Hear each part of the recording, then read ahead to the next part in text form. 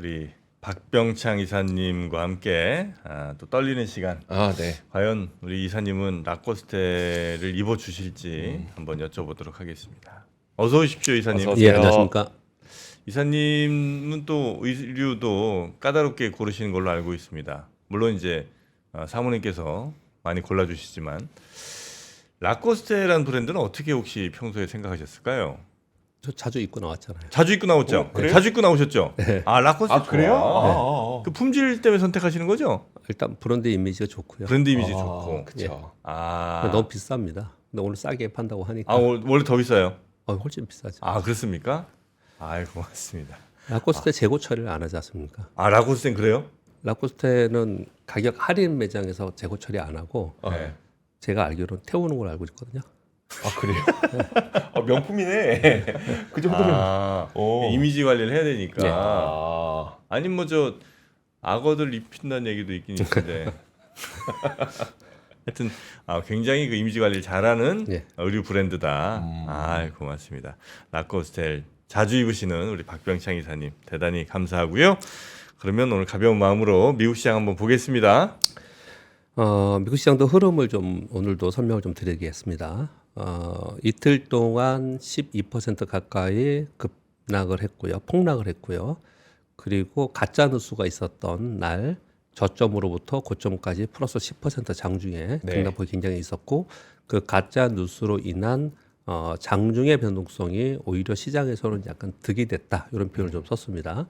그 종가는 보합권에서 마감을 했습니다. 하락 출발해서 그 영향을 받았죠. 그래서 어제 플러스 2.59%의 갭상승 출발했습니다.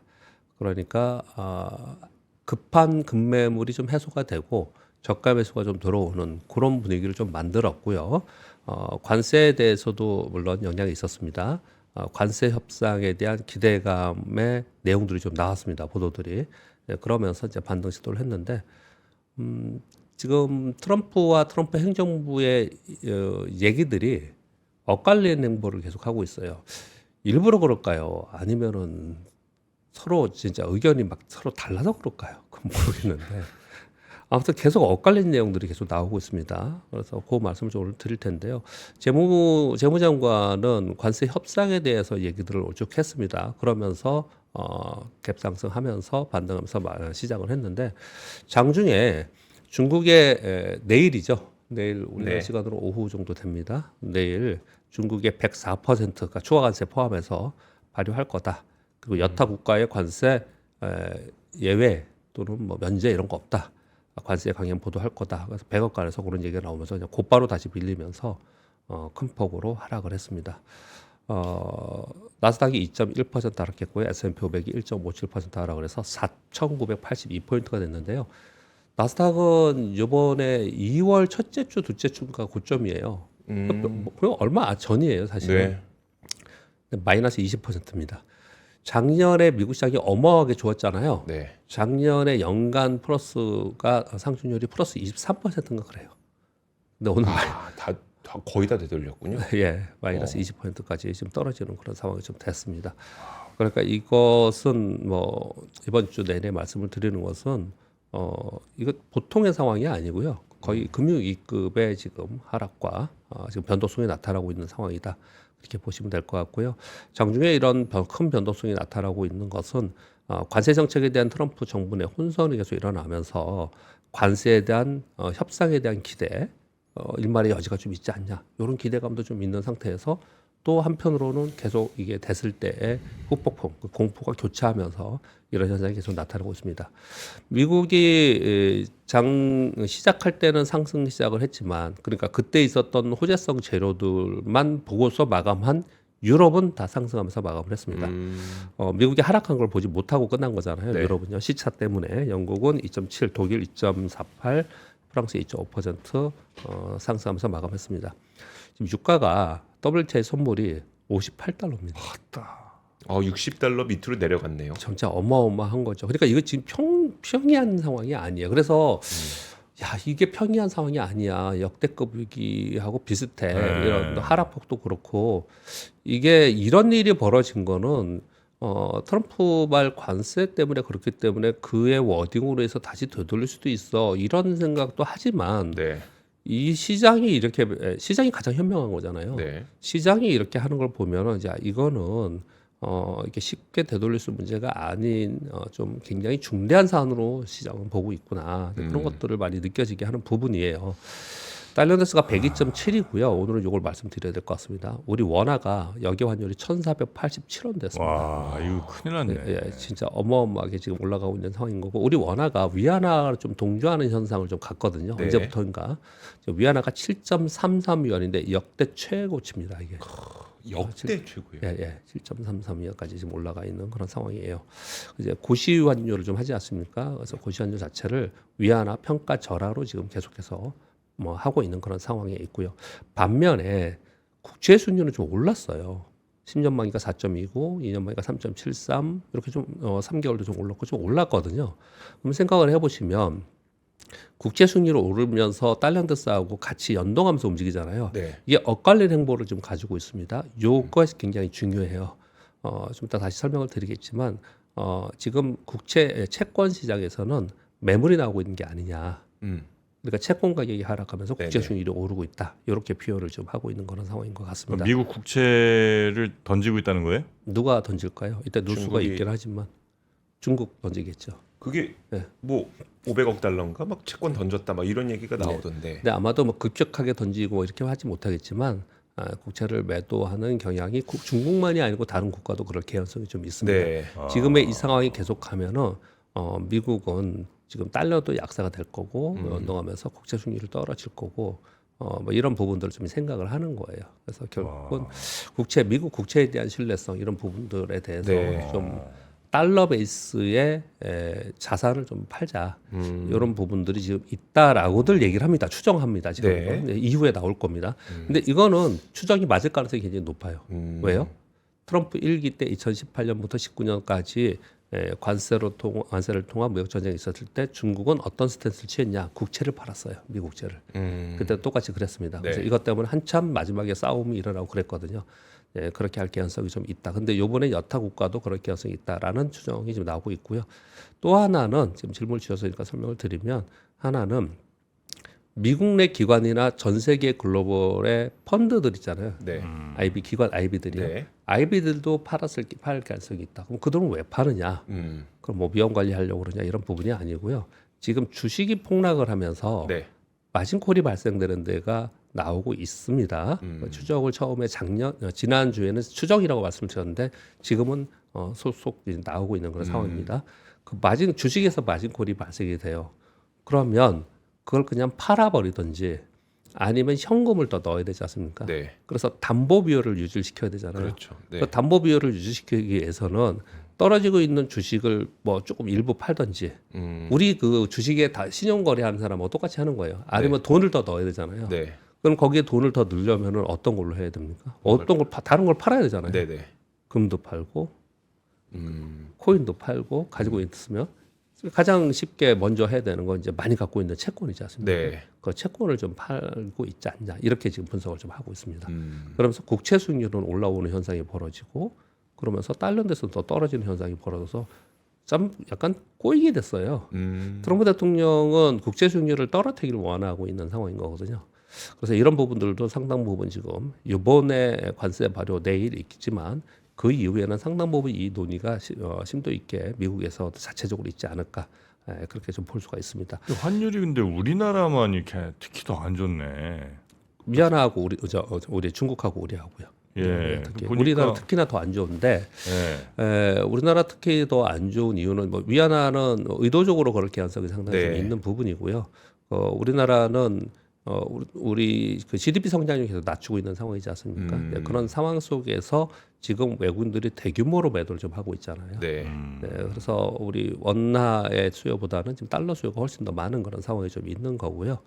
그러니까 이제 불안한 경제 속에서 수급적 요인도 좋지 않은 그런 상황이 좀 되고 있는 상황이에요. 연기금이 이걸 방어한다라고 지금 하고는 있지만은 그렇지만 좀 힘에 부치는 그런 상황이 좀 된 거고 이런 상황 속에서 원화가 강세가 되려면 원화 수요가 늘어야 되는 거잖아요. 네. 그런데 예를 들어서 우리 지금 최근에 한 2, 3주 동안 우리나라 개인 투자자들이 우리 상대적으로 봤을 때 미국을 더 샀을까요? 아니면 미국 폭락하니까 우리 쪽을 더 샀을까요? 왠지 미국 더 샀을 것 미국을 같아요. 더 많이 사고 있습니다. 여전히 지금 미국을 더 미국이 지금 폭락하고 있는 상황이기 때문에 미국의 주식을 더 사고 있는 상황이에요. 그리고 우리나라에 속속 지금 미국 주식을 사는 랩 또는 펀드들이 많이 지금 만들어지고 있어요. 네. 네, 그런 부분들의 달러 수요가 계속 있는 거죠. 그래서 이제 그러다 보니까 우리는 상대적으로 더 약한 그런 모습을 보여주고 있습니다. 우리나라 지금 원대 일본 엔도 보니까 1,015원이 넘었어요. 이제 너무 그러니까 900원대 한참 있었는데 네, 맞습니다. 이 1,015원이 됐으니까 네. 그럼 일본도 사실 뭐 이렇게 좋은 상황 아닐 텐데 네. 일본에 비해서도 이렇게 우리가 지금 약한 상황인 거죠. 그렇죠. 상대적으로 퍼센테이지로 따지면 상당히 약한 그러네요. 그런 모습을 좀 보여주고 있습니다. 자, 큰일 났네. 시장에 대해서 설명을 좀 드렸고요. 어제 우리 시장이 코스피가 0.26% 올랐고 코스닥 1% 올랐는데 사실 이거는 뭐 반등도 아니고 그냥 추가 하락하지 않았다는 정도예요.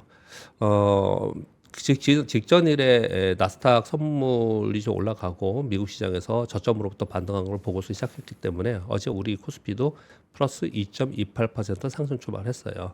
그런데 장중에 보합권까지 상승폭을 축소하면서 떨어지는 모습을 나타냈는데 그것은 이제 외국인들이 현선물 매도를 지속하고 있습니다. 비차익 프로그램 매도가 어제도 5,080억이 나왔고요. 프로그램 거래로 대부분 매도가 지금 나오고 있는 그런 상황입니다.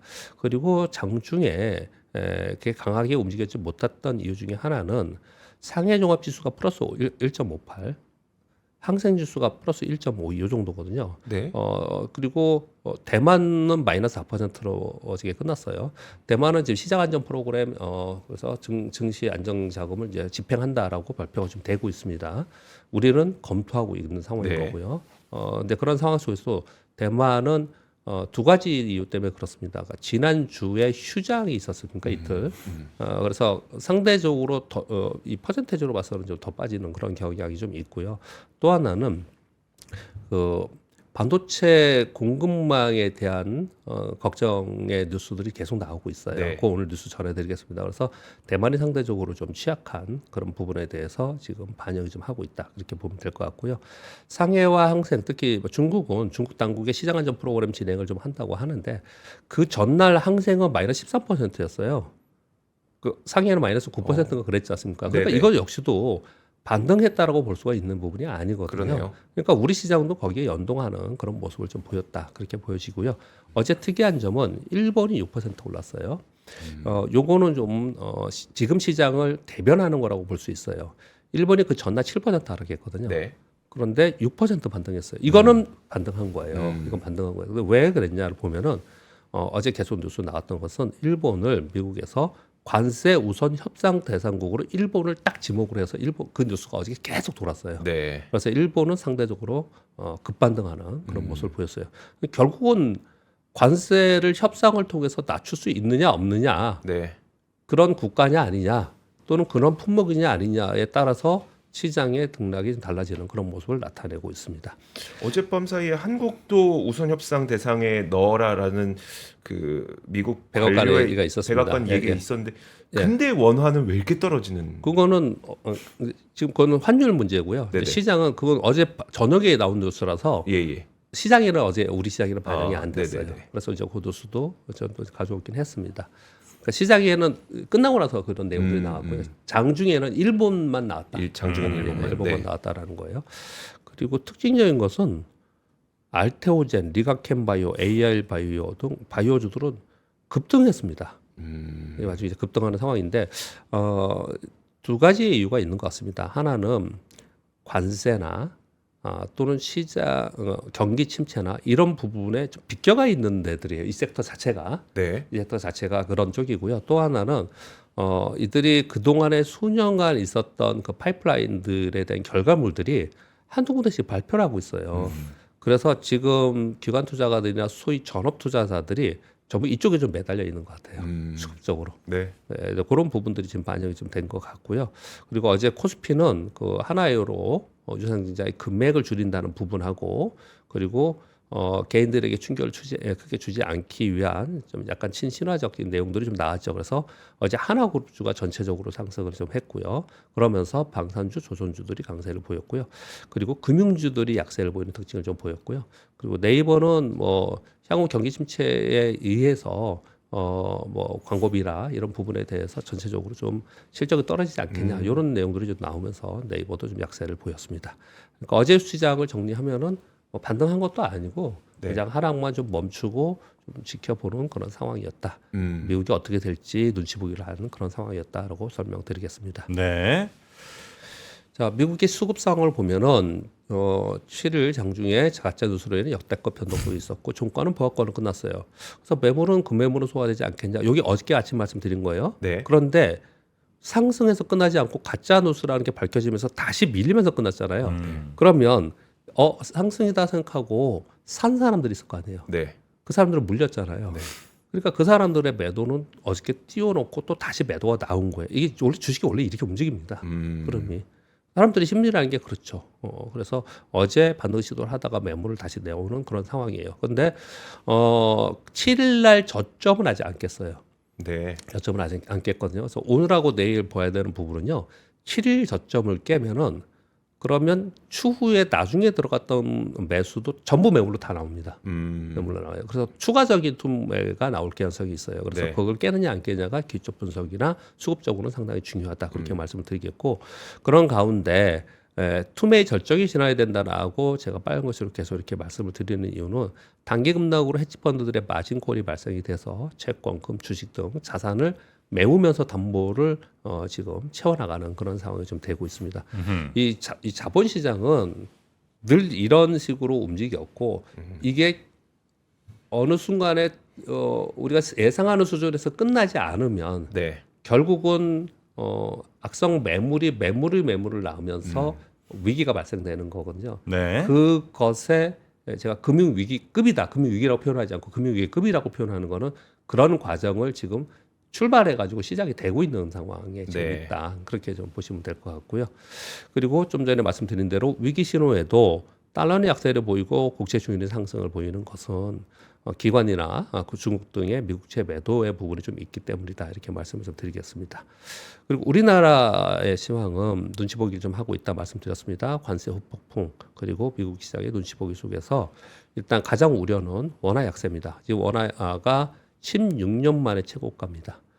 근데 제가 요 환율을 설명드릴 때는 외국인들이 어떻게 하는지를 지켜보는 게 중요하다 말씀을 드렸습니다. 네. 근데 16년 만에 최고가의 원화 약세가 됨에도 불구하고 외국인들이 매도를 하고 있다는 것은 외국인들은 여기서 원화가 다시 강세로 갈 것이라는 쪽에 베팅을 하고 있지 않다라는 얘기예요. 네.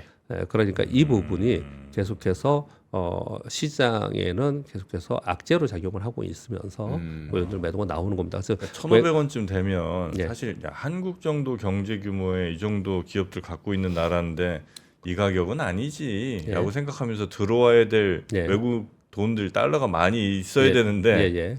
안 들어온다는 거죠? 예. 지금 이제 그게 가장 이제 지금 우리 시장에서는 이제 취약점입니다. 근데 이게 예. 이것도 좀 설명을 좀 드리면 이번 관세 발표 이후 발효까지의 일시적인 상황이냐 수급적 상황이냐 네. 아니면 이것이 기조적으로 갈 것이냐에 대한 분석들도 또 전문가분들이 막 하겠죠. 네, 그런 부분들을 좀 하겠죠. 그러니까 우리가 해야 되는 뭐냐면 빨리 관세율을 낮추는 협상을 하는 게 중요한 거예요. 네. 네, 그런 상황인데 어제 안덕수 권한대행이 이제 트럼프 대통령과 전화 통화가 있었다고 하죠.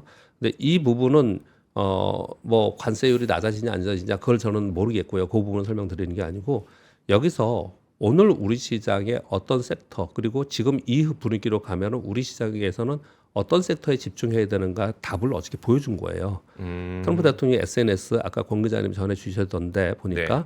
어떤 대화를 했느냐 관세, 조선, 미국산 LNG 수입, 네. 알래스카 파이프라인, 방위비 등에 대해서 좋은 통화를 했다. 이렇게 얘기를 했습니다. 그래서 보면은 그래서 방위주랑 조선주하고 그렇죠. 방산주 이런 것들만 상대적으로 좀 좋은 모습을 나타내잖아요. 네. 이런 얘기를 좀 했다는 거 하고요. 그리고 어제 장중에 반영은 되지 않았는데 일본을 최우선 우선 협상할 것이라고 어저께 장중에 돌아다닐 거예요. 그래서 네. 일본이 급반등했다는 표현을 드렸잖아요. 근데 끝나고 나서 이번에는 하나 더 넣어서 한국과 일본 등 우방국과 우선 협상을 할 것이다. 이런 발표를 좀 했어요. 그래서 한국이 들어갔습니다. 거기에 네. 한국이 들어갔어요. 근데 이 얘기는 우선 협상 대상국이 됐다라는 것은 만일 지금 트럼프 대통령은 아니라고 하지만 결국 협상을 통해서 관세율이 조정이 된다면 우리는 우선적으로 먼저 거기에 대상이 될 수 있다는 얘기 지금 하고 있는 거예요. 네. 그런 말씀을 좀 드리도록 하겠습니다. 자, 지금 트럼프의 행정부에서 말들이 지금 엇갈리고 있다라는 말씀을 좀 드렸는데 그 부분에 대해서 어제 호재성 뉴스로 나왔던 것은 1번, 2번 뉴스였습니다. 어떤 거였냐면요. 유럽연합의 폰데르 아이런 집행위원장이 자동차를 포함한 모든 공산품의 관세 철폐를 제안하고 이건 예전부터 그런 얘기를 했었다. 그리고 산업재해에 대해서 제로 대 제로 관세, 우리 관세 없이 이대로 한번 해보자. 이런 얘기를 했는데 이 얘기에 대해서 미국에서 그렇게 하겠다라는 긍정적인 반응 자체는 없었지만 미국 자체에서도 이런 지금 논의가 되고 있다는 것에 대해서는 인정을 하면서 이런 얘기가 좀 있었어요. 그래서 유럽은 굉장히 강한 어조로 언론 플레이를 하고 있지만 물밑 작업을 계속하고 있구나라는 것을 어저께 시장에서 생각을 좀 하고 있었고요. 또 한 가지는 어제 전 세계 시장에 영향을 주었던 것은 이번의 뉴스입니다. 베센트 재무장관이 6월까지 협상을 통해서 관세율을 인하할 것이다. 약 70여 개 국가가 미국 측에 관세 협상 요청을 하고 있고 6월 말까지 개별 협상을 지속할 것이고 일본이 최우선 협상 대상 국가가 될 것이다. 이것 때문에 어제 일본이 급등했다는 표현이 네. 드린 거예요. 우리가 관세율의 최대치를 보여줬고 좋은 협상을 통해 모두가 관세율이 낮아지는 것을 볼 수 있을 것이다. 상당히 긍정적으로 얘기를 했잖아요. 네. 자, 우리는 최대치로 질러놨고 이후에 협상을 통해서 낮아질 거다. 이제 낮아지는 걸 볼 수 있을 거다. 이렇게 얘기를 좀 한 네, 거예요. 네. 그러니까 여지가 있구나 이런 표현을 좀 한 거거든요. 그래서 어제 미국 시장이 상승 출발을 하면서 이제 좋았던 거예요. 그런데 장중에 곧바로 무역 대표인 코리아 무역 대표가 단기적인 관세 예외나 면제 어렵다 없다. 그냥 내일 되면 4월 9일 되면 그냥 갈 거다. 네. 그리고 미국의 무역 적자를 줄이고 관세보다 더 나은 대안을 제시하면 협상은 가능하다. 이런 표현을 했고요. 그리고 시장이 더 많이 떨어진 이유는 백악관에서 중국에는 9일 날 140% 추가 관세에서 관세 바로 될 것이다. 네. 그걸 그냥 발표를 해버렸습니다. 이거 사실 기자들이 계산만 했었거든요. 네. 진짜 104 맞아? 네, 네. 누적 이 정도 맞아? 네, 했었는데 네. 백악관이 104라고 네. 명시적으로 얘기한 건 네. 어제가 처음인 거네요. 예, 그렇습니다. 그 얘기를 쭉 하면서 어제 시장이 그냥 쭉 빠져버리는 그런 상황이 됐어요. 근데 보면은 트럼프 대통령이 재무장관하고 무역 대표부하고 두 명이서 이거 다 알아서 해라 이렇게 얘기를 했었거든요. 네. 근데 여태까지 쭉 뉴스를 들어보면요, 베센트 재무장관하고 무역 대표부에서 얘기하는 게 달라요. 결이 되게 다릅니다. 굉장히 달라요. 그래서 근데 베센트 재무장관은 IB 출신입니다. 네.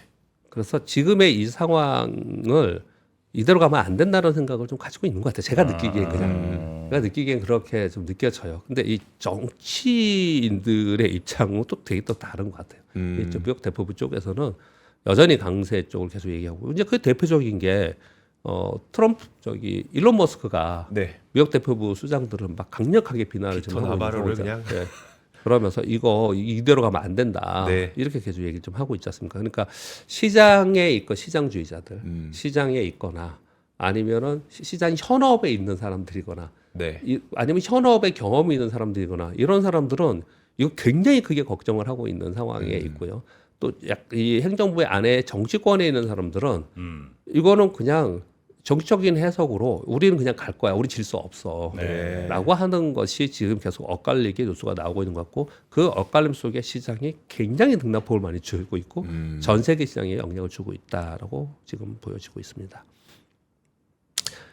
지금 이 관세 얘기를 제가 처음에 나오자마자 2018년도에도 1년 동안 얘기했는데 지금 이거 또 이번에 해야 되나 이런 얘기를 계속 했었는데 네. 결국은 안 할 수가 없는 상황으로 좀 되고 있는 것 같습니다. 그때 2018년 1월 달에 관세 처음으로 부과를 했을 때요. 시장이 12% 하락했었습니다. S&P 500 기준으로 와. 12% 하락을 했다가 반등하고 또 하락했다 반등하고 좀 이런 식으로 움직였거든요.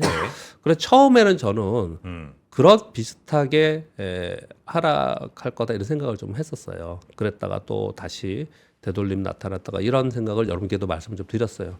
근데 이번에 이 관세율 자체가 100년 만에 가장 높은 관세율이고 그리고 1기 때하고 지금하고 다른 점은 중국이 굉장히 강하게 맞서고 있어요. 네. 근데 많은 분들이 제가 기억이 나는데 그때 2018년도에 제 예전의 고객분이 지금은 아닌데 예전의 고객분이 주식을 굉장히 크게 하시는 분이에요. 꽤 오랫동안 주식을 잘 하시고 잘 하시는 분인데 저한테 맨날 얘기했던 게 그때 지점장으로 있었는데 박 지점장 절대 중국 미국 못 이겨.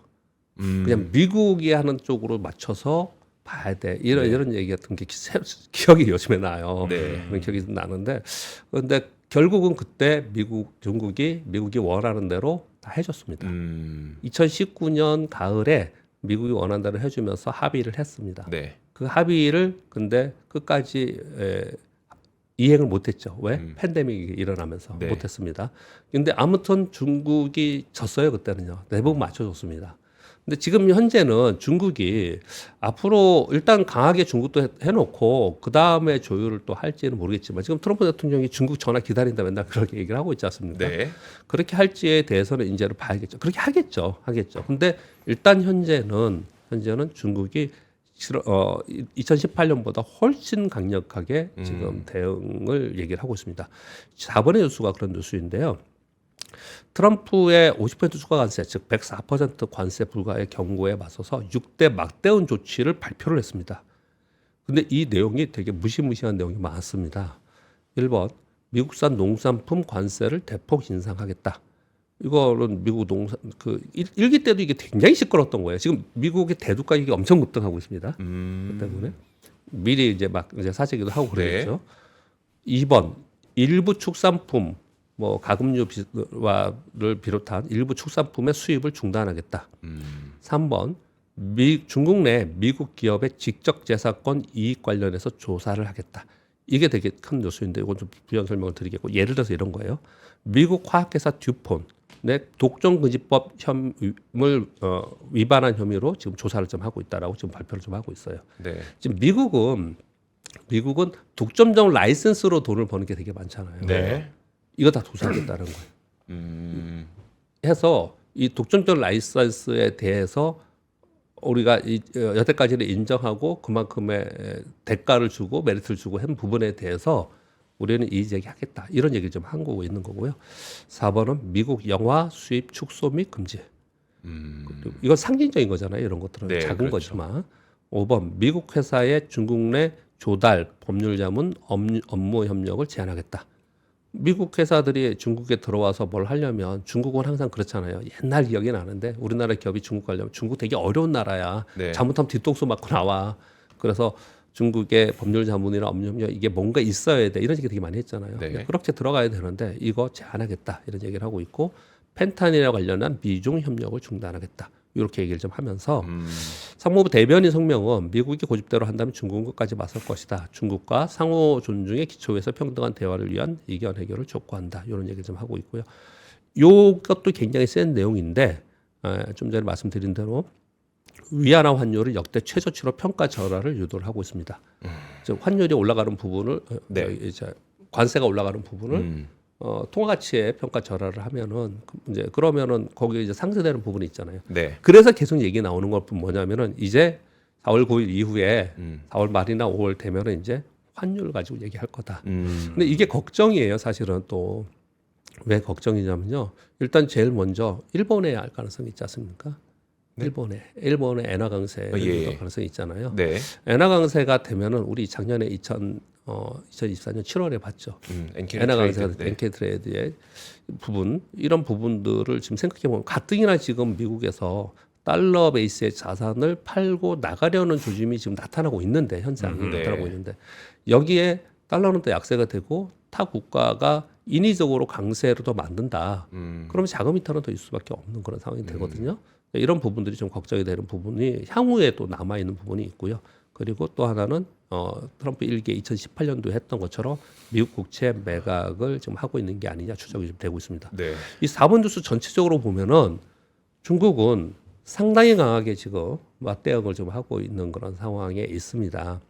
이런 상황 속에서 약간 조금 부연 설명을 좀 드리면 트럼프 대통령은 중국을 견제하는 부분은 뭐 이대로 계속 갈 건데 결국은 그걸 성공하기 위해서는 중국에 있는 지금 애플 공장 중국에서 나와서 미국으로 오라 계속 그러잖아요. 네.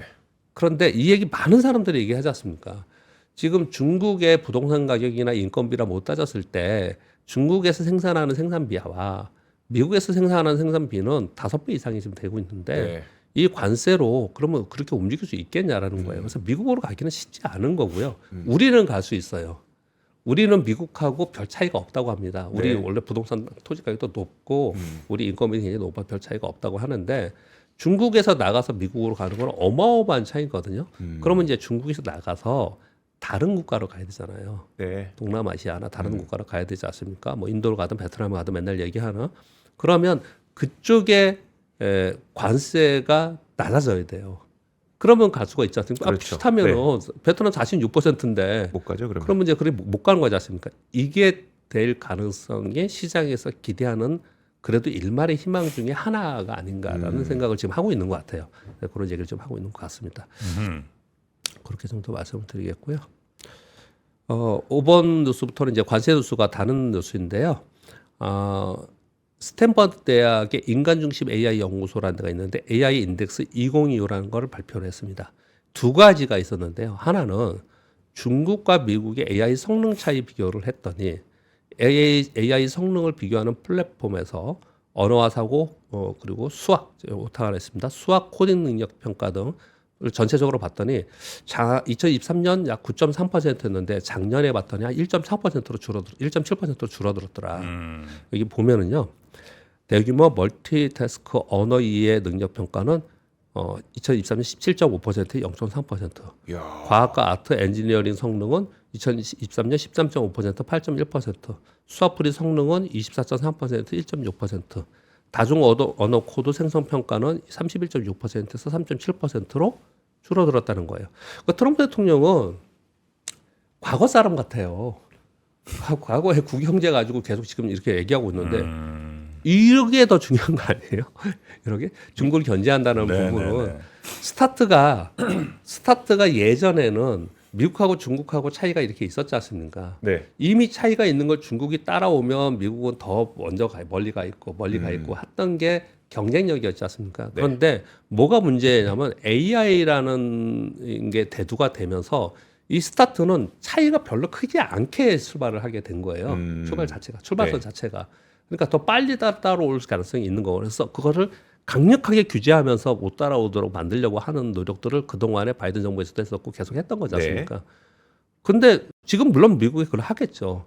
근데 트럼프 대통령이 딱 되고 나서는 이게 빨리 도망가는 것도 굉장히 중요한데 우리도 맨날 그러잖아요. 경쟁력 강화를 해야 된다 이 얘기를 하지 않습니까? 도망가는 것도 굉장히 중요한데 지금 그게 아니고 원래 그 부가가치가 높은 이 신성장 산업들, 미래 산업들 도망가는 부분들보다 지금 이제 과거의 산업에 대해서 계속 얘기를 좀 하고 있는 상황이라서 이런 부분에서 걱정을 좀 하고 있는 그런 상황이 좀 되고 있다.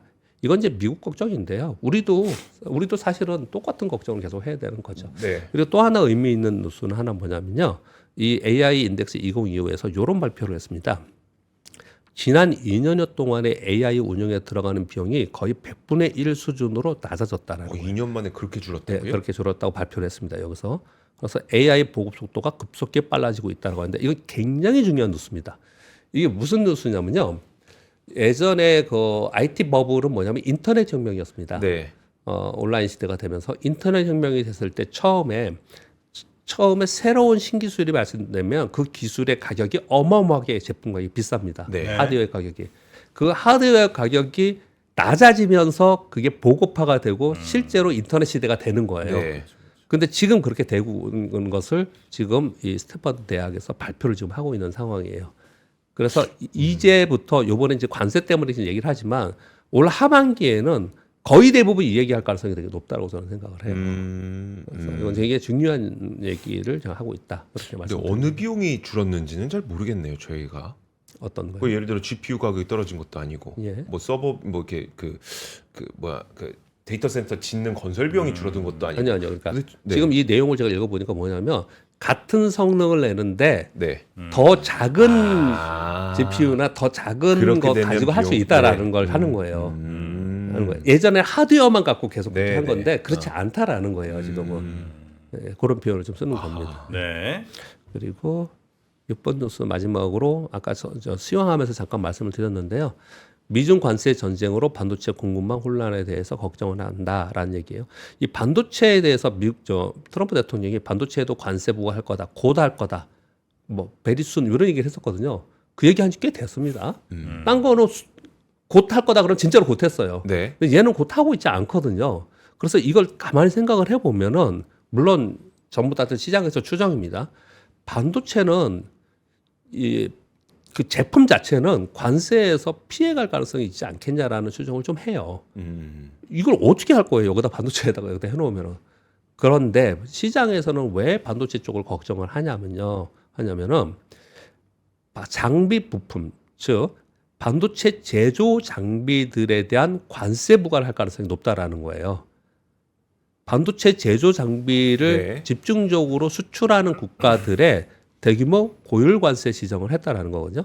미국향 반도체 제조 장비 수출 점유율을 보면은 일본이 36.4%, 싱가포르 18.8%, 말레이시아 9.4%, 대만 6.7% 정도 된다고 해요. 이들의 국가의 지금 관세를 고율 관세를 지금 매겨놓은 상태지 않습니까? 네. 이 부품들이 있어야지 미국의 반도체나 미국의 반도체 관련 기업들, 빅테크들이 제품을 만들거나 서비스 하는 거거든요. 네. 그러니까 이들의 관세를 매겨서 결국은 IT 부분에 인플레이션이 생기면서 네. 그로 인해서 수요가 줄어들면서 우리가 기대하는 IT의 회복 뭐 이런 부분들, 그러니까 반도체의 회복 부분이 늦어지거나 어려울 수 있겠다라는 부분이 반도체에는 가장 큰 걱정이라는 거예요.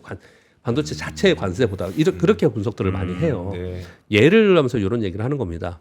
네덜란드의 ASM의 EBOB 있잖아요. 이게 2억 달러가 넘죠. 여기 대당 넘지 네. 않습니까? 근데 유럽에 지금 20% 관세 부과하면 이거 어떻게 해요? 그러네요. 그럼 가격이 얼마가 되는 거예요? 이게 그 대체제도 없지 않습니까?